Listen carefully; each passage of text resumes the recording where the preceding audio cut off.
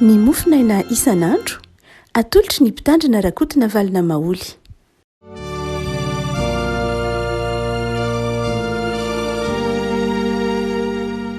Falamaraba tsika revako malalatra ity talata fa telo ambin'ny folo ny volana Jolay ity. Manona ny fitanan'ny tompo amintsika ny tokantrano avana mpanarahana zao mofonaina voalahatra ny sampana sekoly alahady ovakitsika amin'ity andro an'io ity izao. Ny mofonaina voalahatra aotsika ary dia ny boky Isaia mpaminany toko fahatelo amby efapolo. Isaia toko fahatelo amby efapolo ny andininy voalohany ka hatramin'ny fahatelo ambin'ny folo. Isaia toko fahatelo amby efapolo andininy voalohany ka hatramin'ny andininy fahatelo ambin'ny folo. Fakitsika amin'anarany Jesosy. Fa ankehitriny ry Jakobo, izao no lazain'i Jehovah izay nahary anao, sady namorona anao ry Israely io. Aza matahotra ianao fa efa nanavitra anao, efa niantso ny anaranao ay ianao. Raha mita ny rano anao dia ombanao aho, ary raha mitanoana anao dia tsy hanavitra anao izy. Raha mandeha mamaky ny hafa anao dia tsy homay ary tsy rehitra aminao ny lelafo. Fa izaho Jehovah no Andriamanitra ao, dia ny Ray Masin'ny Israely mpamonjy anao. Omeko avitra ao Egipta ary Etiopia sy Seba ho solonao. Satria mahalala hoe masoko ianao eny be voninahitra ianao sady tiako, dia olona no omeko ho solonao ary firenena ho solony ianao. Aza matahotra fa momba anao aho, hitondra ny taranako avy any antsinanana aho ary avy any andrefina no anangonako anao. Ny avaratra ilazako hoe avoay, ary ny antsimo hoe azazonina. Alao ny zanako lahy avy lavitra, sy ny zanako vavy avy any amin'ny farany tany, dia izay rehetra antsoina amin'ny anarako, sady no aliko voninahitro, dia izay noforoniko sy nataoko. Ento mivoaka ny olona jamba manamaso sy ny marenina manatsofina. Aoka hiangona ny firenena rehetra, ary aoka hivory ny olombelona, izy aminareo ny mahalaza zany. Aoka hambarany amintsika ny fahiny taloha. Aoka hoentiny ny vavolombelona namarina azy. Ary aoka hiaino ireo ka hiaiko hoe marina zany. Ianareo ny vavolombeloko ho Jehovah sady mpanompoka izay efa nofidiko, mba hahafantaranareo sino nareo ahy, ka ho azonareo tsara fa izaho no izy. Talohako dia tsy nisy Andriamanitra voaforona sady tsy hisy andimby ahy. Izaho dia izao ihany no Jehovah, ary tsy misy mpamonjy afa-tsy izaho. Izaho efa nilaza sy namonjy ary nanambara, ary tsy nisy hafa teo aminareo. Dia ianareo ny vavolombeloko ho Jehovah, ary izaho no Andriamanitra. Eny hatramin'izany andro zany, izaho no izy ary tsisy maharombaka amin'ny tanako. Miasa ka iza moa mahasaka anay izany. Ray Masono, manamasinanay amin'ny fahamarinana, ny teninao ny fahamarinana. Amen. Ity Isaia toko fahatelo amby efapolo ity ry havako dia teny fampahirezana ny fanjakan'ny Joda teo am-panarenana ny fiainam-pirenena. Rehefa babo nandritry ny fitopolo taona tany Babilônia izy, dia efa nampanantena azy raha teo ny tompo fa raha mibebaka izy ka miverina amin'Andriamanitra dia avotany. Niazona ny tenin'ny tompo ary dia nampanantena fitahiana sy famonjena indray ny fanjakan'ny Joda. Ary dia ao anatin'izany fanarenana ny firenena zany. Alaiko sara tsaina hoe babo mandritry ny fitopolo taona, tanàna ilaozana mandritry ny fitopolo taona, inona moa no vatanina? Inona moa no vatanina aoriana ny fitopolo taona? Tanàna aolo. Saika rava ny tanàna, rava ny manda, rava ny tepoly, tototra tsanga, ny toeram-pambolena, krihitrala sisan'ny toerana fambolem-boaloboka, ary dia ny tenin-drazany ara tsy tadidiny tsony hitantsika ao amin'ny bokin'ny Ezra sy Nehemia fa nitomany ny jiosy raha avantany vao ny vakina ny lalàna satria tsy azo intsony ny tenin-drazany. Fitopolo taona tsy nampiasa ny tenin-drazany, fitopolo taona nandao ny tanin-drazany, dia tsy tadidy taranaka efa firy zany no lehibe tany amin'ny fahababoana, ary dia very ilay mahizy azy. Ary zany fahaverezany mahizy azy zany dia nahatserovana ho misy zavatra banga. Ka nangetaeta ny fahafenona indray tao amin'Andriamanitra. Dia misy fotoana eo am-panarenana dia mieritreritra hoe ahoana Andriamanitra, ianao nampanantena fa fahafahana sy fitahiana ho anay avy any amin'ny fahababoana, nefa ny tanin-drazana avy an-tanina, fa antrana ny tanin-drazana avy an-tanina, mikorontana tsisy lamina ary na de ny tany aza tsy fantatra ntsony hoe ahoana no andaminana zany tany zany ndray iny fanana tany taorina zany fitopolo taona nandaozana ny tanyrazany zany mafy be zany io vanim-potoana ny fanarenana taorina ny fahababoana tany Babilôna io de ao anatin' zany ady am-panahy ady tsaina izany no nitenena ny tompo tamin'ity Isaia 7:7 ity teny fampanantenana manao hoe aza matahotra ianao fa efa nanavitra anao aho iantso ny anaranao a ny taranako ao de izao angoniko na ny avany afara na ny avany atsimo ary maka ianao vavolombelona fa ho hitany zay vavolombelona ho alainao fa zao ho hitany taranaka rehetra fa mamonjy sy marina hoe Andriamanitra ary efa tsisy marombaka izay eo ampelantanako zany hoe ity Isaia 7:7 ity de manome toky sy fampanantenana ny jiosy fa Andriamanitra azo ianteherana Andriamanitra de ara akatoetra vitsivitsitsika na evi-panahy vitsivitsy mikasika izany hoe Andriamanitra azo ianteherana zany Andriamanitra azo ny mpanompony ianteherana ny voalohany de izao rehavako malala azo ianteherana io Andriamanitra io satria rehefa miteny izy de mahatanteraka ny Andriamanitra tsy taka ny olombelona akory ny olombelona de mety miova ny olombelona de mety ataontsika hoe mivadibadika noho ny toe-javatra maro samihafa mety tsy de tena fananiny olombelona loatra zay marina fa hoe toetra ratsy ny mivadika mazava zany vokatry ny fahotana ny fivadiana mazava zany fa lay toetra maha olombelona mihitsy ko aza de mety miova satria ny ati-dohan'ny olona de izay natao hanapa-kevitra miainga am'izay fitrangan-javatra misy eo no zany de ndraindray mety miova ny fanapa-kevitra ndraindray mety miova ny fomba fijeriny arakaraka zay mety ho fiarovan'ny tenany na arakaraka zay mety ho fiarovan'ny foto-kevina ny ankonany arakaraka zay mety ho heveriny tompontsoany de mety miova izy amaha olombelona azo hotsika teo ny fiazonana ny teny hoe eny de eny tsy de mora loatra akory matony tompona navatra an'izay fa zary toetran'ny olombelona mahampanota azy zary toetran'ny olombelona manofo amandra azy ny fiovaovana Andriamanitra ihany no tsy miova satria ny olombelona manapetra ny ainany manapetra ny takatry ny saina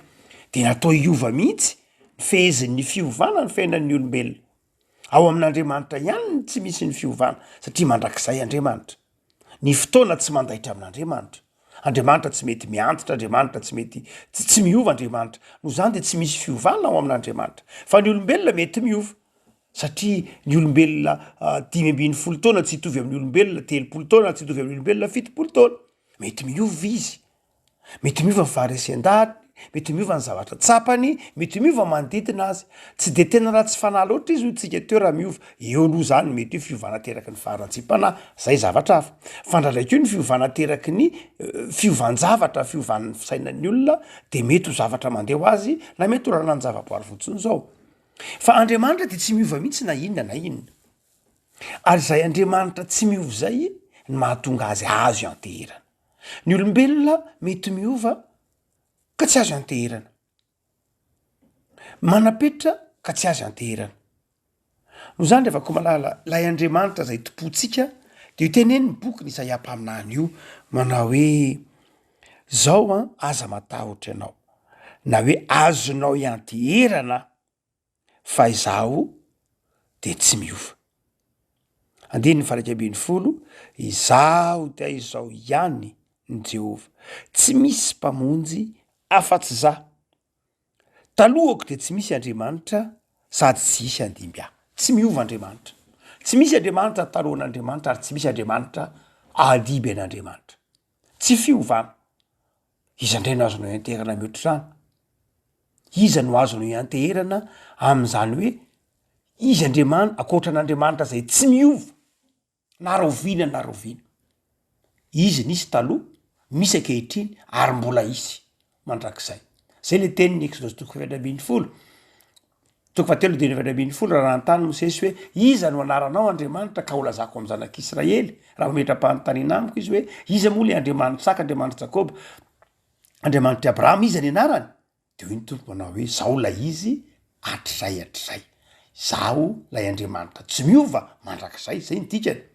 azotsika anteheran'Andriamanitra satria tsy miovana ny fitiavany, tsy miovana ny famindram-pony, tsy miova ny fahasoavany. Rehefa niteny tamintsika izy fonitsika natao batisa na de mbola zaza mitrotrona ary sika, rehefa nentina teo aminy ka natao batisa de niteny tamintsika izy manao hoe zanako ianao, de tsy miova zay. Ao amin'Andriamanitra tsy misy hoe zanako ianao anio de tsy zanako ianao amin'ny herinandro, na zanako ianao anio fa satria ianao nanota de ariko ianao. Itsika olombelona mpanoto tony ary tsy manary zanaka, maika fa Andriamanitra no zany de zao tsy miova Andriamanitra, azotsika ianteherana izy. Rehefa niteny tamintsika izy fa zanako,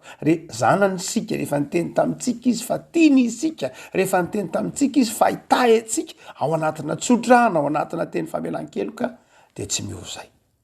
Isika ny miova fa Andriamanitra tsy miova. Ndao iantehitra amin'Andriamanitra ry havako malala, ndao iantehitra aminy fa ao aminy no misy zany tsy fiovana izany, na ny famindram-pony io, na ny heriny io, na ny fitantanany sy ny fahalehibiazany. Fa ny faharoa ry havako malala, azotsika ianteherana, azotsika ianteherana Andriamanitra satria voalanjan'Andriamanitra ny zavatra zay mety mandalo eo amintsika. Fefo atsika Andriamanitra, azotsika ianteherana izy satria voalanjany, voafetrany ny zavatra zay avelany andalo ao amintsika. Olona andininy faharoa, raha mitany rano ianao a de ombanao a, raha mitany ona ianao de tsy hanafitra anao izy, raha mandeha mamaky ny hafa ianao de tsy homay ary tsy rehitra aminao ny lelafo. Azotsika ianteherana Andriamanitra. Andriamanitra miteny eto manao hoe zao a, raha mitany rano anao de ombanao a. Tsy hoe tsy misy ny rano akory, tsy hoe tsy misy ny afo, tsy hoe tsy misy ny ony, fa misy ny ony e, misy ny afo e, misy ny onjy e, misy ny rano be, misy ny zavatsarotra e, fa izao tsy handifitra anao izy, tsy hamonanao izy. Tika zany ry havako malala, azotsika ianteherana Andriamanitra. Andriamanitra tsy hoe tsy mamela ny zavatsarotra handalo amin'ny fiainantsika. Hoy izy manao hoe raha mitany rano ianao, raha mitany afo ianao, raha mamaky ny afo ianao, mandeha mamaky ny afo ianao, zany hoe andeha hamaky ny afo mihitsy ianao zany. Fa izao tsy mahay ianao. Mandeha mamaky ny ony isika, zavatsarotra, fa tsy mandifitra atsika izy. Zany hoe averan'Andriamanitra handalo zavatsarotra isika. Faharovan'Andriamanitra. Tsy hoe fiainan'ny mpanompon'Andriamanitra tsy mandalo zavatsarotra, tsy ry havako malala. Averan'Andriamanitra handalo zavatsarotra isika, afo, rano, zava-manaingina isan-karazany. Fa izao tsy manafitra atsika re. Averan'Andriamanitra handalo ny faharavam-pananana, averan'Andriamanitra handalo ny varanaretina, averan'Andriamanitra handalo ny fizahantsoetra, averan'Andriamanitra handalo ny fahakalan'ny fiarahamonina, averan'Andriamanitra handalo ny fialonan'ny hafa, averan'Andriamanitra handalo ny ady am-panahy isan-karazany, averan'Andriamanitra handalo ny zavatsarotra mety lalovana amin'ny sehatra zay ijona vavolombelona. Fa izao voafetra ihany reny, tsy mahakasika anao reny. Azo ianteheran'Andriamanitra fa mamonjy atsika, mametra fefo atsika Andriamanitra, zay zavatra vai fantatr'Andriamanitra fa hanimba ny fiainantsika de fefen'Andriamanitra. Toy ny fefo atsika Andriamanitra. Talohantsika zanak'Israely raha namakivaky ny ranomasina mena de zao sakanan'ny tompony rano, toy ny fefy hoy ny bokin'ny Exodosy. Ry havana malala, fefo atsika angia Andriamanitra, azotsika anteherana izy. Ny jiosy ihany de farak'izay natahotra rano sy natahotra afo takatsika malagasy. Natahotra rano zany nisan'ny zavatra nampatahotra ny jiosy ny rano. Ny ranomasina tamin'ny jiosy tsy zavatra filalaovana tahak'izay mety ho hitantsika azy ankehitriny. Tsika ankehitriny de zatra ranomasina de milalao ranomasina, fa ny jiosy tsy mpilalao amin'ny ranomasina. Ny ranomasin'ny Galily angetsy ranomasina farihy be 20 kilometatra ny ranomasin'ny Galily. Inona ataon'ny jiosy ranomasina? Inona rehefa manonja 20 kilometatra ny zava-ivony lehibe any zany. fa tsy ranomasina manjebijeby tahaka ny ranomasina indiana na ranomasina pasifika na atlantika tsy ranomasina tahaka zany any ka matahotra ranomasina ny jiosy ony be mihitsy no ataony sa rano be ny fetretany azany ranomasina zany zay mahatonga azy hoe mampitany rano amin'ny loza izy na ny loza amin'ny rano dia raha miteny izy afo de zavatra mandoro zany zavatra mampatahotra azy ny dikan'izany de zao sarina loza efa mampatahotra azy mihitsy ny dikany teny hoe raha mitany rano ianao raha mamaky ny afo ianao afaka malala azotsika ianteherana Andriamanitra fa fefo atsika izy fefo atsika ao anatin'ny zavatsarotra izy zanak'Israely nge na ny jiosy eto Babona nandritra ny 70 taona fa zao nentin'Andriamanitra ny verina tao amin'le tany nampanantenaina izy Andriamanitra miazona ny teniny tsy miova fa Andriamanitra ry avako malala de fefo atsika ho an'izay miatehitra aminy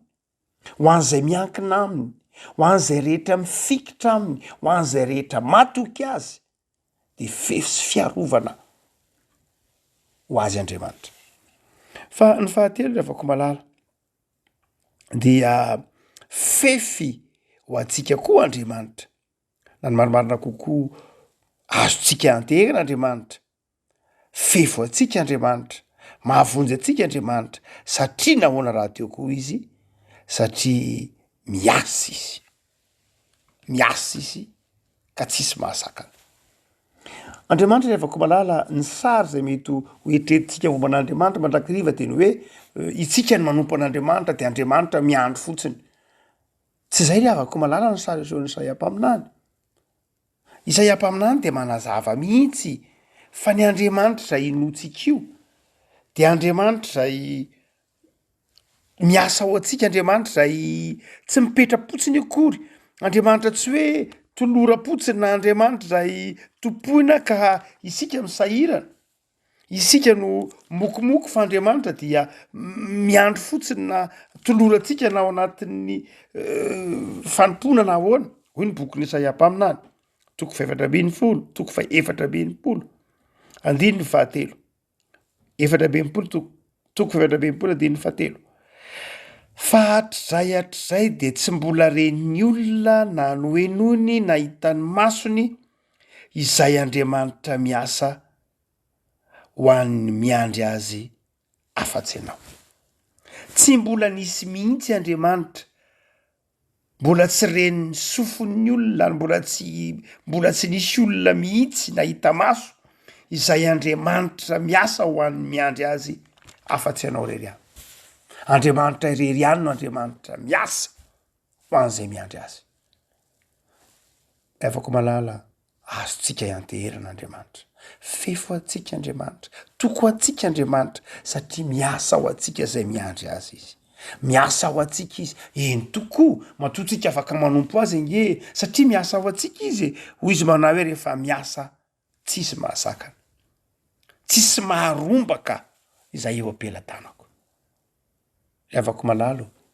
ny dikany hoe mpino ianao ny dikany hoe kristianina isika ny dikany hoe mpanompon'Andriamanitra isika ny dikany hoe vita batisa na vita batemy isika de izao eo ampelatanan'Andriamanitra ny dikany hoe batemy na ny dikany hoe batisa de fametrahana atsika eo ambany fahasoavan'Andriamanitra ary dia izay le hoe eo ampelatanan'Andriamanitra tsisy maharombaka efa natolotra Andriamanitra natolotra Andriamanitra tamin'ny batisa sika tamin'ny alalan'ny sakramenta fanasan'ny tompo na ny kominio na ny eukaristia zany ry afaka malala tsisy maharombaka za eo ampelantanan'ny tompo efa ny tompo ianao raha kely dritra ny hevitry ny atao hoe batisa de zavatra telo na efatra ny voalohany ny dikany hoe batisa de fandraisana ny famonjena nataon'ny Kristy teo amin'ny hazo fijaliana fandraisana ny famelan-keloka nataon'ny Kristy teo amin'ny hazo fijaliana lay famelan-keloka tsy hoe zavatra tsy hoe le eloka natao tamin'ny indray mandeha iny tsy zay ka mety matokana miteny hoe fagamony zazakely nanota pastera na nanota mopera nataonao batisa ny famelan-keloka tolotra amin'ny alalan'ny batisa de sata statut ohatrany ianao a dia omena satany mahamalagasy ka raha manana satany mahamalagasy ianao na statut na mahamalagasy ianao de zao lasa manana zo ianao ka afaka mivezivezy afaka mividy zavatra afaka manao an'izao afaka manao an'izao zay ny antsoina hoe batisa de fananan'ny olona sata manokana de satan'ny olona voavela eloka tsy le hoe ka nandray famelan-keloka tamin'ny eloka nataony omaly izy nafako maly na eloka tsy zay loatra fa ao anatina sata zany hoe ny satan'ny olona voavela eloka de olona mana fifandraisana amin'Andriamanitra satan'ny olona afaka midinika amin'Andriamanitra ka afaka manatona an'Andriamanitra amin'ny fotoana rehetra tsy olombelona mpanota zany no hitan'Andriamanitra fa olona manana sata vaovao ao am' Jesosy Kristy fa ny faharoa de ny batisa de milaza fananganana anaka adoption tonga zanak'Andriamanitra ianao rehefa atao batisa de zao tonga zanak'Andriamanitra Jesosy no atao batisa de nisy fetany an-danitra manao indro zanako malaraka zay sitrako izy no eno fa tsy Jesosy ihany rehefa atao batisa ny tenin'Andriamanitra hoe zanak'Andriamanitra fa ianao koa rehefa atao batisa niza atao batisa dia atsangan'Andriamanitra ho tonga zanaka hoy Jaona voalohany toko 7 indre manaona ny fitiavana nasion'Andriamanitra atsika de niantsony atsika hoe zanaka sady zany tokoa isika fa ny fahatelo ny batisa de midika inona midika fandraisana ny fanamasina ny fanamasina de rehefa atao batisa isika de mitoetra atao anatsika ny fanamasina omen'Andriamanitra atsika ny fanamasina mitaiza mampahery mampatsiaro atsika ny tenin'Andriamanitra mampiorona atsika amin'ny finoana ny batisa de zay i batisa io no mahatonga anao mahatsiaro mandrakariva hoe ay moa za zanak'Andriamanitra ay moa za olona voavela eloka ay moa za tsy zanaka zao tontolo zao ary ny fahaefatra de zao ny batisa de mahatonga anao atsiaro mandova fiainana mandrakizay vita ny azakazaka ity vita ny fanompony ity 70 taona raha mateza de tapitra de ho aiza orinan'izay mandray ny fiainana mandrakizay ny batisa dia afahatsika mandray sata afahatsika mandray mandova ny fiainana mandrakizay ho Paoly amin'ny Romana toko 9 ny fanana zay tarihin'ny fanan'Andriamanitra ny zanak'Andriamanitra ary ny fanan'Andriamanitra de miara mifalaza ny fanahintsika hoe zanak'Andriamanitra isika ka mahatonga atsika afaka miantso an'Andriamanitra hoe abaray ary mahatonga atsika mahatsiaro hoe mpiray-lova amin'i Kristy miavako malala tsisy maharombaka zay eo ampelantanan'Andriamanitra any tompo isika any tompo ianao azonao ianteherana ny tompo satria efa natolotra azy ianao tamin'ny batisa efa nanaiky azy ianao tamin'ny nampandray fanatran'ny tompo na tamina communion na tamina confirmation miavako malalo amin'Andriamanitra metehitra tsy midika kosa tsy anao ninina ianao mazava ho azy metehitra amin'ny fahazavan-tsaina ianao miasa ianao fa izao ny fiainanao ve napetraka ao tompelantanan'Andriamanitra zay le metehitra amin'Andriamanitra ny fiainanao ve napetraka ao tamin'Andriamanitra ka namitaony hoe tompo ny fiainako de anao ny fifaliako de miaraka aminao za tsy anompo Andriamanitra hafa afa-tsy anao ny tompo aminao manao hoe aza matahotra ianao fa efa nanavitra anao ny antso ny anaranao ay anao koa tsy misy marombaka ny amin'ny tanako ivavaka sika tompo misaotra anao zahay misaotra anao zay fa lehibe ny famindramponao misaotra anao zay fa Andriamanitra azona ianteherina amin'ny fotoana rehetra ianao Andriamanitra mahatoky ianao tsy miova ianao ary miasa ao anay ianao Andriamanitra zay mahita ny matery anay mametra sy fefo anay ao anatin'ny zavatsarotra tompo ho any amin'izy ary zahay amin'ny fiainana isan'andro ao aminao ihany misy ny fiainana mandrakizay de tehirizo ny fanoloran-tenanay aoreno amin'ny finoana zay tompo ary aoka ho tsapanay fa tianay ny Andriamanitray